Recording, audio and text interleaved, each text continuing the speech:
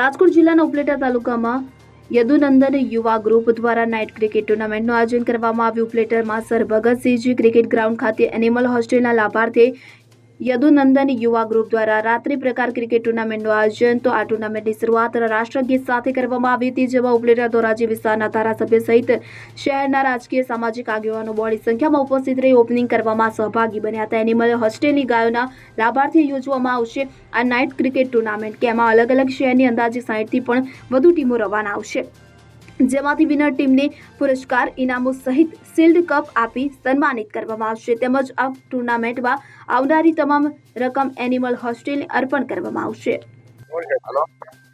આજરોજ ઉપલેટામાં યદુનંદન યુવા ગ્રુપ દ્વારા રાત્રિ ક્રિકેટ ટુર્નામેન્ટનું આયોજન થયું છે અને આજે એનું ઉદ્ઘાટન થયું છે.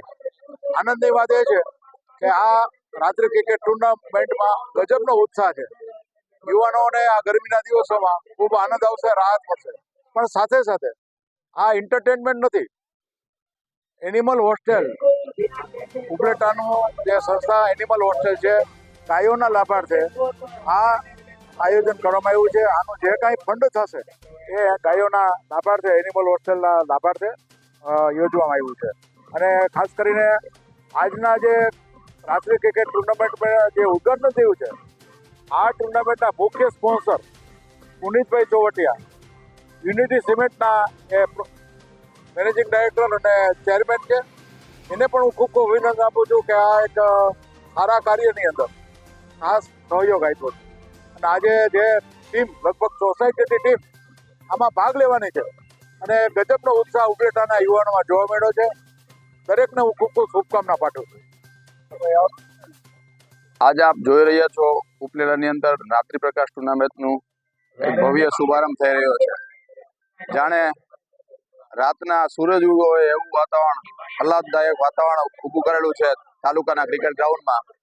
અને આપ યુવાનોને, વડીલોને બધાને મનોરંજન પૂરું પાડવા માટે રાત્રે આવી ગરમીના સમયમાં આવી રાત્રિ પ્રકાશ ટુર્નામેન્ટનું સરસ આયોજન થયેલું છે. આ આયોજન પણ એવું લોક ઉપયોગી થયેલું છે.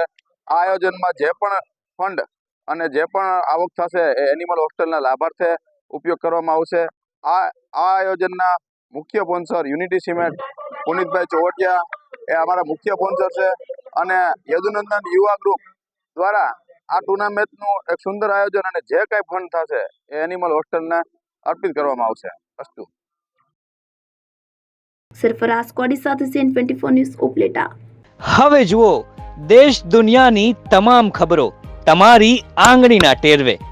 ઉઠાવો મોબાઈલ અને Google Play Store પરથી ડાઉનલોડ કરો અમારી CN24 ન્યૂઝ મોબાઈલ એપ.